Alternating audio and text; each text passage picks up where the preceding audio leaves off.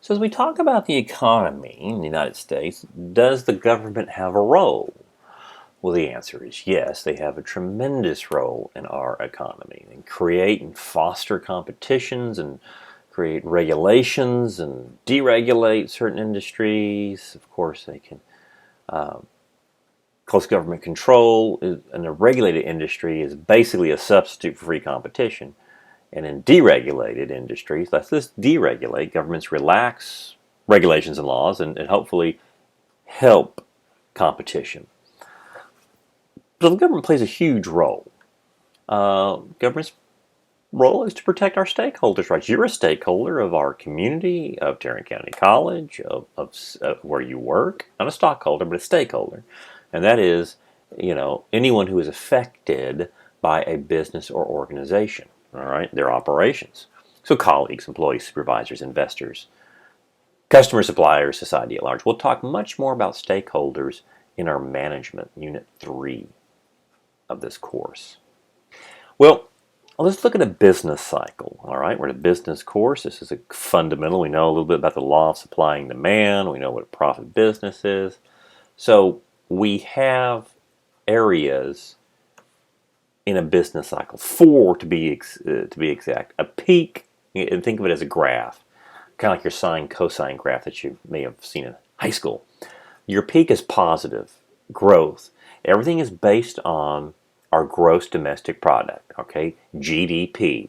It's a big number we always hear in economics. That's everything that we produce and buy and sell and all those numbers that come in within our United States. Now, gross national product, we may have outside oil companies producing, and that's our national product throughout the world. But we look at GDP because it's really what's based inside the United States.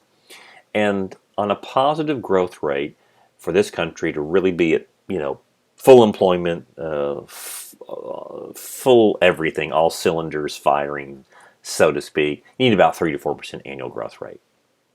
Well, that always doesn't happen. Sometimes we peak and then it gets too hot, so to speak, and a bubble busts in the economy and we get into a recession. Now, a recession is 2 consecutive negative growth periods of 3 months. Now, we're based on a quarter system, so every 3 months is a quarter. January, February, March, quarter one of the year. Then you go April, May, June, second quarter. Then you go July, August, September, third quarter, October, November, December is the last quarter of the year, which is generally the biggest quarter economic-wise because they're spending for Christmas. So those are the 4 quarters of the year. If 2 of those quarters are negative GDP, gross domestic product, if that's a negative growth rate, then we would say we're in a recession, which means it's just receding. It's not growing. A depression, which we really will never admit to, is a severe recession and usually lasts years.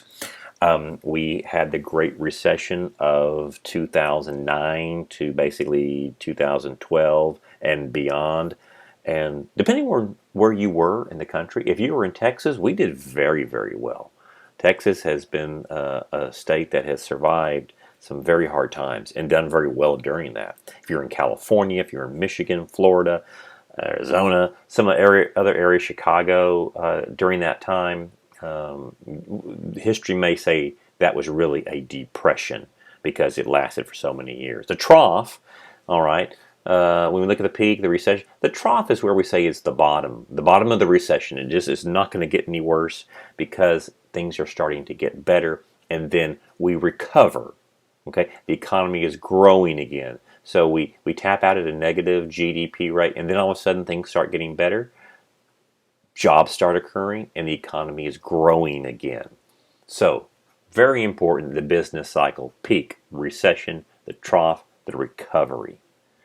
Now, that's what it kind of looks like. Again, we usually peak. Traditionally in American economic history, we have seen this. We're doing very well, and then something makes it go down. Maybe no one's buying that product anymore, or we had an investment or a housing bubble. A lot of things lead to this. And then we start recessing. You see, it starts going down and down, and then It may go down very low. This was probably the last one like this, was more than likely the 2000 recession or the early 1990s. It went down, but all of a sudden it started going back up. And it went up, and this is what I want to show you, is that generally every expansion has exceeded the previous one. And what would make this come up? How do we break the cycle? Why are we getting so much bigger? And that's generally a break in technology. A new technology comes along. So in the 90s, where all of a sudden, hey, in 1990 we're doing good, 1992, and then it just went really down in those areas, and it came back up. Well, we had the internet revolution, and so it really popped us back up. We haven't really seen that in the aughts. When we came through the last recession, 2009 to 2011, 12, it did go up, but across the United States, it did not have this great expansion. It just kind of went more like a square root, where it just barely goes above your 0%. Now, depending on where you were, that made a big difference. So that's what it looks like. There's your graph right in here. What creates the expansion? Some sort of a new technology, a new way of doing more efficiency in business. And of course, the good news for us, I mean, we can get pretty dark, my friends, in economics, and I'm trying to take out slides that really took us down a pathway that you just said, oh my gosh, man, there's no hope for us. There is good news for where we are, because the DFW metropolitan area, if you live in this area, we've been great. We call it a gross metropolitan product, a GMP, and that is, for years we've been hitting 500 plus billion annually. And the numbers have not come out for 2021, but it's probably going to at least hit this number. It hit this in 2020. So we may be at close to 530 now. If we were a state, Dallas and Fort Worth, see, I haven't even included Collin County, which is growing very fast as well. If we were a state, we'd be the 9th largest economy in the United States. Just us. Now, so Texas is like the highest economy in the United States, but just us. All right, we'd be behind New Jersey and in front of North Carolina. That's pretty amazing, my friends. Again, we have weathered the storm. It's only getting bigger. Basically, during the COVID year of 2020, at least 1 million people moved into the DFW metropolitan area. And I think you're feeling that as you drive around from Arlington to Fort Worth to Dallas, through the Metroplex, through the Hershey Lewis Bedford going area, up to Denton. It's tough driving anymore, but people have moved in here. We're very strong real estate. We've talked about that. Well, some of the things are no state income tax. Hey, that's a lot. If you or I were living in New York City, we would pay a city income tax and a state income tax and property taxes, as well as your U.S. federal taxes. Those are 4 huge taxes right there you hit if you want to live the New York City life. And a lot of people just don't want to live that and have moved out. And a lot of them have moved here. So you can see how far the money goes. Of course, the airport, which was basically a visionary statement that was made back in the 1940s, 50s, and 60s, that said we've got to have the biggest port.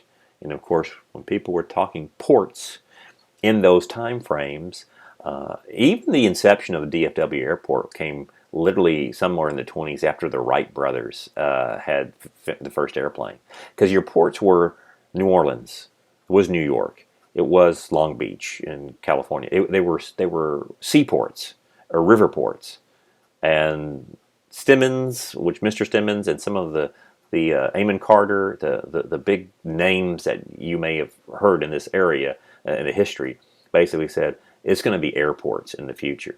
And so here we are, central location. We have 2 world-class airports with Alliance Air Force Base, great transportation system, and a tremendous entrepreneurial spirit. That's why this is a great place to start that side hustle, that side business that I think you can do very well at. Well, now, what can the government do to help a business cycle? Since we've kind of defined what the business cycles, anything that the government can do. Well, one thing you can do is regulate the amount of money in an economy. Well, how would we do that? We can either raise or lower or create taxes. Okay, more taxes. Again, I don't know how you make it in New York City. I have a brother-in-law there, and he's been there 34. He's been there his whole life. And but if you were to move in there and try to start a business in New York City, it would have to be a big one. It's just too expensive. You can raise or lower interest rates. The Federal Reserve, the most powerful institution in the world, is controls interest rates, basically controls the money supply. Hey, we could just bail out giant corporations by giving them your money. And we've done plenty of that in the last 20 years. So we can manage business cycles. How do we monitor economic performance? Now you're thinking, well, how can I figure some of this out since I'm taking a business class? Well, we have some economic indicators to look at. We have unemployment statistics. And in our area, national unemployment in 2019, right before COVID, was 3.9%. It blew up very high in COVID across the United States to 10+%. And in any more than that, it certainly could have, but there's no politician that would ever admit it did, because then they would be out of office. And so we always kind of fake these numbers and make them look really good. In Dallas-Fort Worth area, it is an employment haven right now. It really is. So let's look at some of these things right in here. Aggregately, macroeconomics for the United States, we need to create about 145,000 new jobs and hopefully good paying full-time benefit jobs per month to meet the demands of new employees in the workforce. Okay, that's college graduates, that's people coming of age. That's about 1.7 million per year. Now, we've been through a lot of changes. In 2018, we were having some really good luck. We were creating about 223,000 jobs on average per month. And a lot of that was manufacturing jobs that were coming back into the United States during 2016, 17, 18. Of course, it all went really south for a while in 2020. But right now, in Dallas-Fort Worth, if you're looking for a job, my friends, you should be able to find one. Retail jobs now in some really nice areas. I'm thinking in South Lake, the South Lake Town Square, even just the malls in this area. The businesses that have survived are desperate for employees, and they're paying close to $15 per hour at least, just walking right in. Up to 20 for a retail job. That's pretty good pay. So a lot of jobs, again, we're rebounding, we're recovering from what 2020 had happened.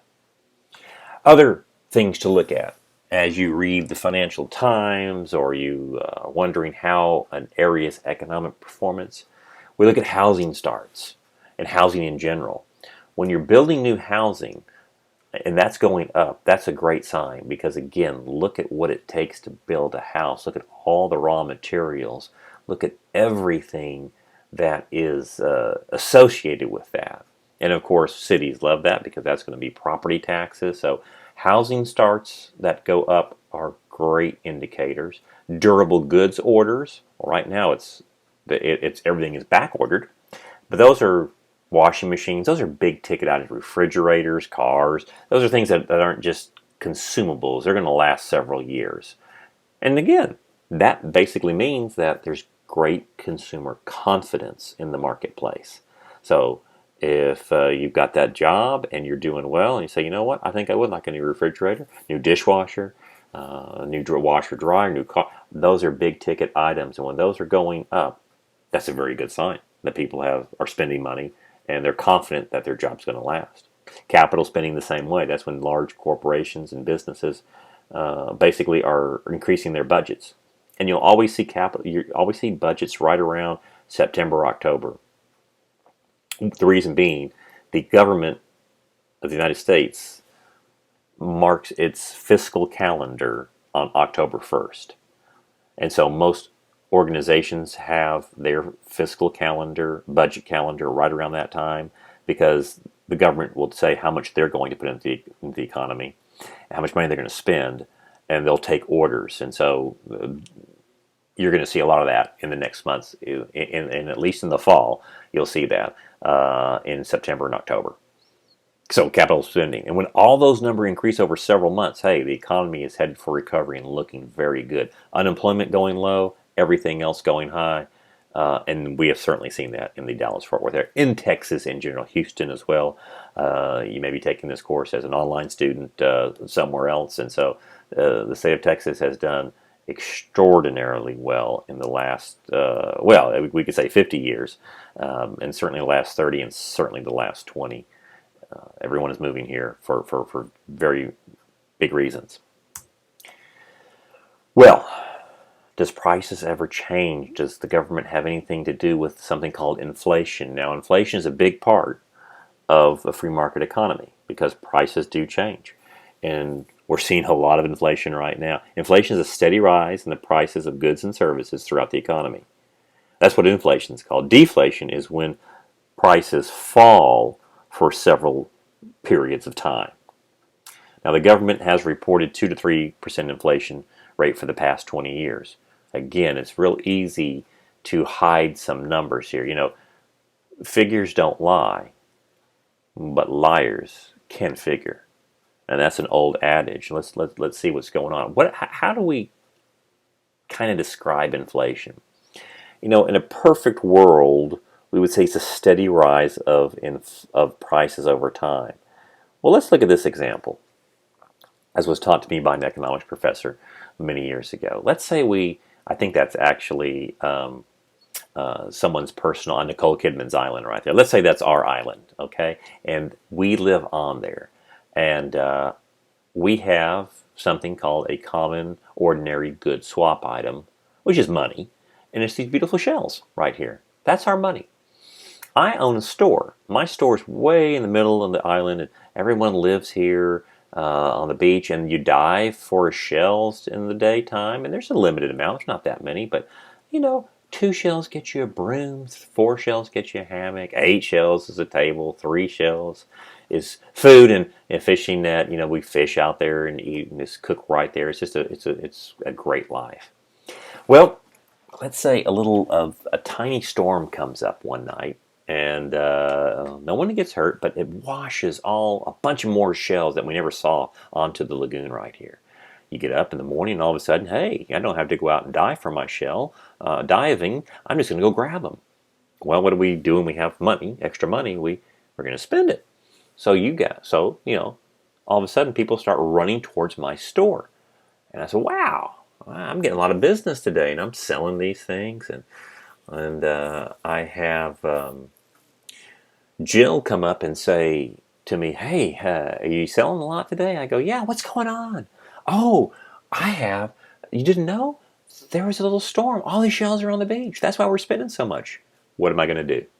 I am increasing my prices immediately. I may double all of these, or at least go up several shells on each time. So by the time you get there, you're paying more for that fishing net. It's 4 shells. The food is 5 shells for a day's food. The table is now 10 shells, etc., etc. We'll get back there. Now, all of a sudden, a month later, the storm comes up. But I see the storm this time. I look at the beach, and I see all of the shells. I go running back to my store, and what am I doing? I'm going to increase my prices. Before you even get there, the prices are all now doubled because I know you got a lot more shells. It's a simple little illustration of what happened here. There was too many shells chasing too few goods that I had in my store. Too much money chasing too few goods. That's what we see in inflation. And friends, we're seeing that right now. We've seen it over 20 years. But we're certainly seeing it right now that there is more money out there, the stimulus packages that put a ton of money into the economy. But there's also there's a very low supply of crucial goods and services. So maybe it's a temporary inflation, but it's out there. And we look at food. The prices have gone up at least 15 or 20%. The government only reports 2 or 3% because of how they calculate the inflation rate.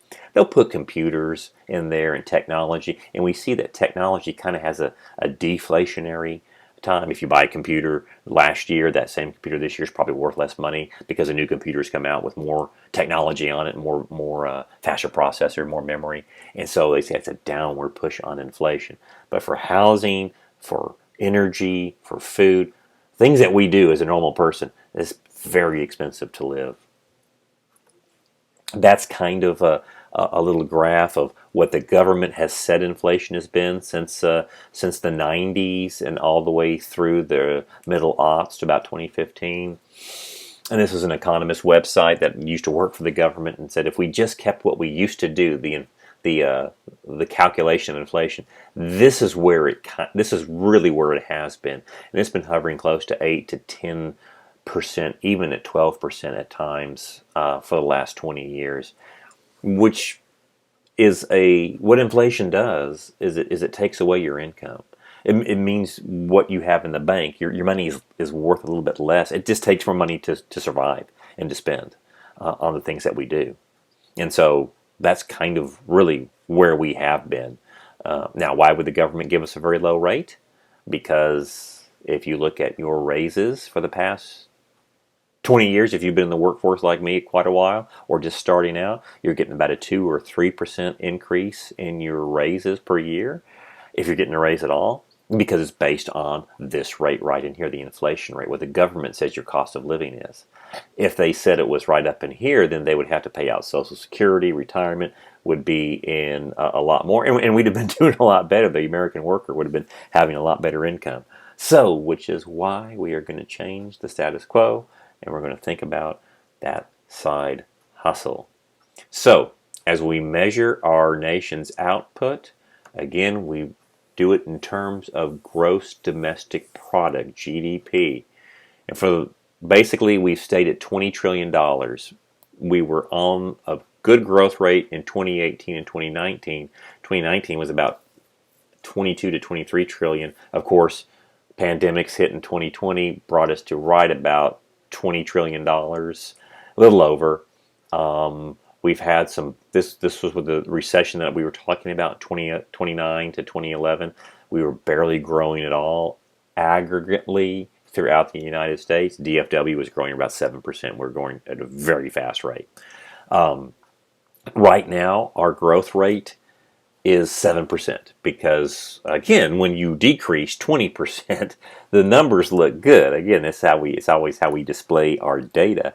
That's not the whole story. Of course, we're growing because we came back from basically a negative 20% growth rate, negative 20 for the first half of the year 2020. So now everything looks great, but we are growing, and there is some good things I hope are happening. Again, if it keeps going down for 6 consecutive months or 2 quarters, we would call that a recession. What about our national debt? It's everything that we on budget that we say we owe. Now, that's just a government term right there. We're very close to $30 trillion, my friends. Years ago, we thought by the year 2025, at present day spending, we would be at 30 trillion, and we're there now.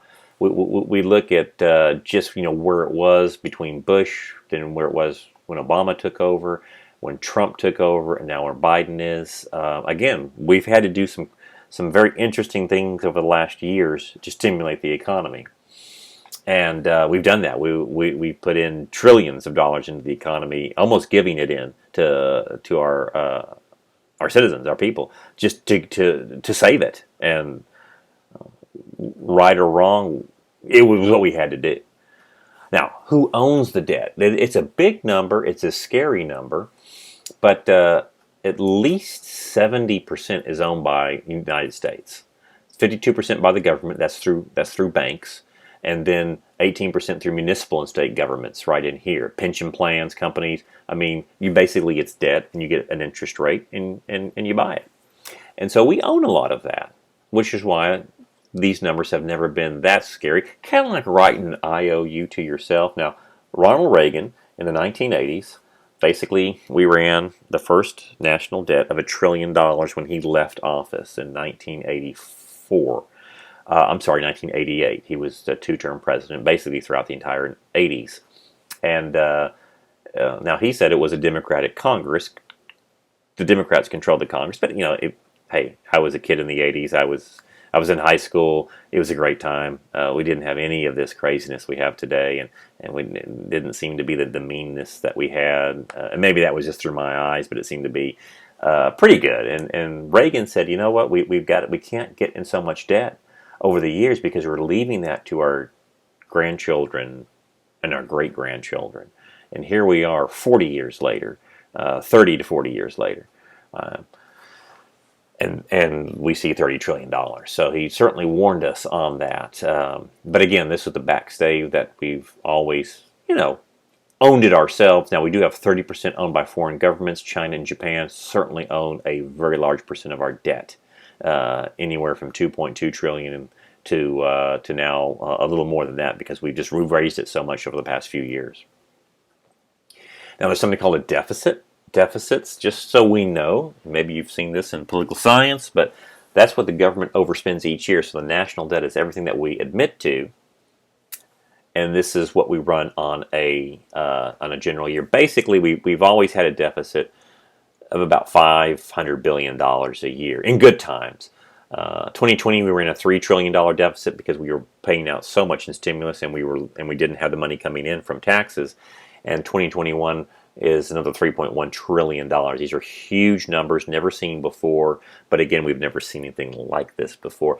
You're asking yourself, did we ever balance the budget? Actually, we did in the very late 1990s under Bill Clinton administration. We actually had a budget surplus. It was the 90s were pretty good too. 80s were good. 90s were really good as well, and things were going good. Everything before 9/11, when September 11th in 2001, that certainly changed everything. But before that, things were really pretty good in the United States, and we were on the road to paying down a lot of our debts. Well, here we are today. That's all we can say. If you want to have some fun, you can always look at the national debt clock, and it's a little scary because you see how fast money is being spent. What about Social Security? Now, Social Security is not included in the national debt. It's something on the horizon. And why we want to look at it is because it is a huge entitlement that is paid out. You have workers and you have recipients. It's a little Social Security when you should take it. And again, if you are young in this class, you're just out of high school, or you're in your what I would call a millennial or a Zester, somewhere in your 20s and 30s, will you ever see Social Security? Oh, well, I sure hope so. I sure hope so.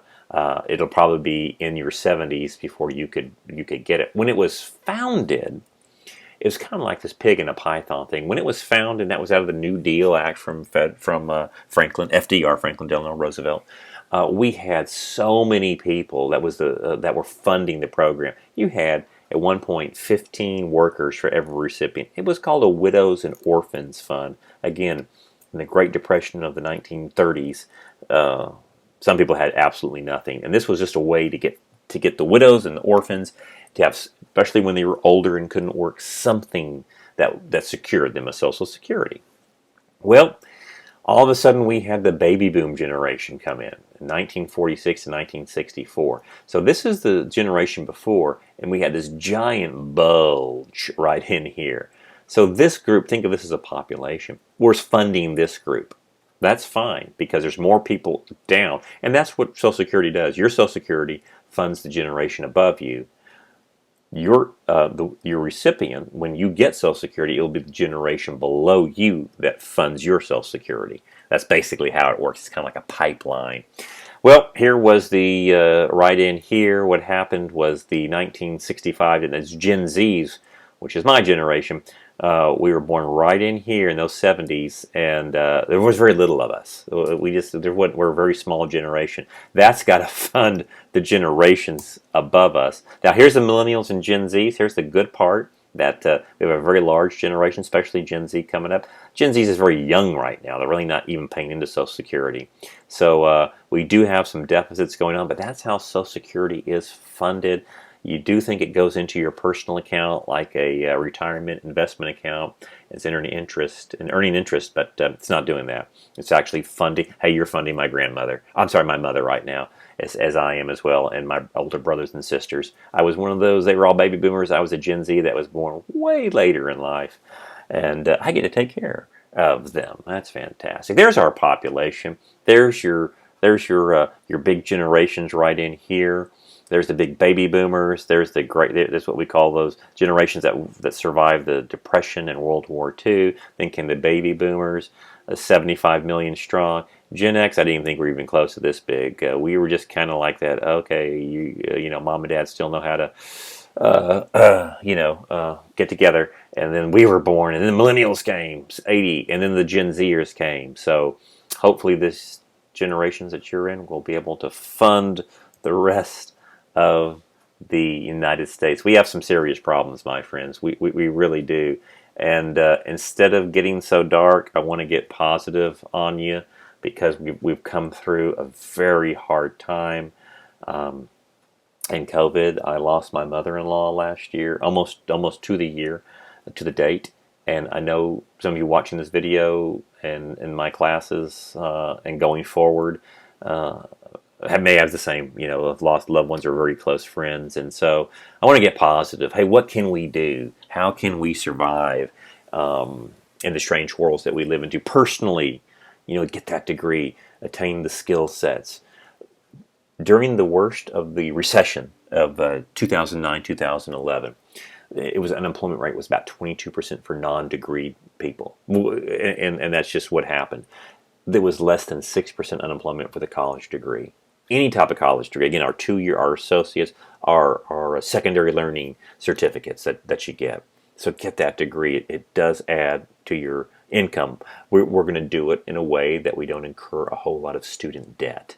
All right, so get that degree. We're changing that status quo. We're going to change it. Think entrepreneurially, that side hustle, and maybe the side hustle becomes your main hustle later in life. We're going to think strategically throughout our career, and we're gonna learn some positive financial habits throughout this course. And I would certainly encourage you to take my personal finance course in another semester to get a really in-depth look at that. Pay off our college loans and build some wealth. That's what we will do personally. And the next unit that we will look at is exploring global business. So I hope you enjoyed the first one of the basic. It was what I call a little economics lesson on steroids, and how the United States economy works, and how we fit in that puzzle and how we can thrive in that. So the next video will be exploring global business.